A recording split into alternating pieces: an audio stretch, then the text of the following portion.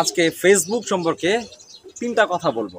এক নাম্বার কথা হচ্ছে, ফেসবুকের টাকা দিয়ে, ফেসবুকের ইনকাম দিয়ে অনেকেই আমার পরিচিত, আমার কলিগ বলতে আমি আমার ফ্রেন্ড বলতেছি, আমি আমার এক বেস্ট ফ্রেন্ড, ও ফেসবুক থেকে, ইউটিউব থেকে টাকা ইনকাম করে ও 18 লাখ টাকা দিয়ে একটা বাড়ি করছে।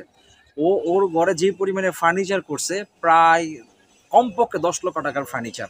আচ্ছা, এই যে বিষয়গুলা ও যে করতে পারছে, ও কিন্তু একদিনে করে নাই। ও যখন ক্লাস 7-এ পড়ে, ওই সময় থেকে এখন হচ্ছে 2024 সাল, অর্থাৎ আজকে থেকে আরো 10-12 বছর আগে, 10-12 বছর আগ থেকে এখন পর্যন্ত ও পরিশ্রম করতেছে, স্ট্রাগল করতেছে।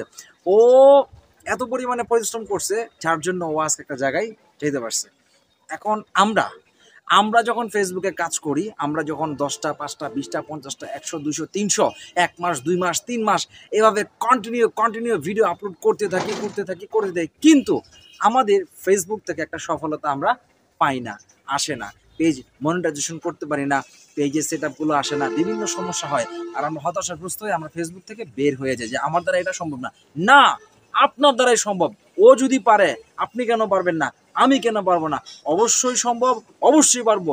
ধৈর্য, চেষ্টা আপনাকে 7 সাগর 13 নদী পাড়ি দেওয়া থেকেও আপনাকে ঠেকাইতে পারবে না। আমি যেটা মনে করি, আমি আমার এই যে পেজে আমি এখন কন্টেন্ট আপলোড করব, এই পেজে আমি 1 মাস হয়েছে এই পেজটা তৈরি করছি। 1 মাসে আমার এই পেজের ফলোয়ার্স প্রায় 6,000। আমার এই পেজের এঙ্গেজ, রিচ, রিকমেন্ডেশন, টোটাল সব কিছু খুব ভালো। কেন ভালো জানেন?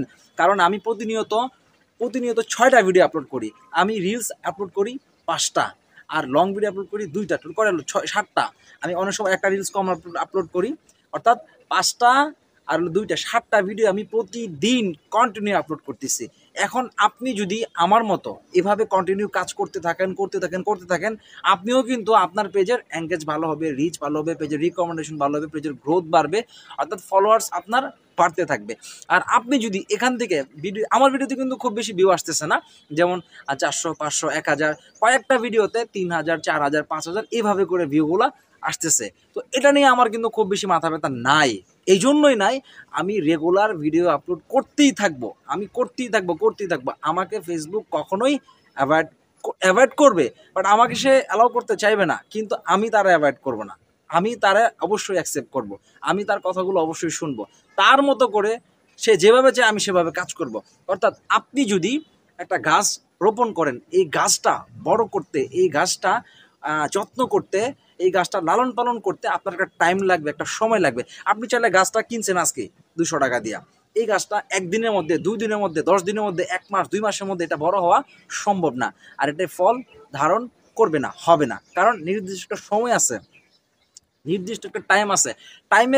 টাইমের মধ্যে যে কোনো সময় এনি হাউ আপনার সফলতা চলে আসবে, আপনি নিজেও চিন্তা করতে পারবেন না। কালকে এক্সাম্পল, আমার এক ছোট ভাই বলতেছে, ভাইয়া গত বছর আমার গাছে 2টা কাঁঠাল ধরছিল, এই বছর আমার এই গাছে 18টা কাঁঠাল হয়েছে। কেন হয়েছে জানেন? এই গাছটা এখন বড় হয়েছে, তার একটা সময় হয়েছে, তার একটা ধারণ ক্ষমতা হয়েছে।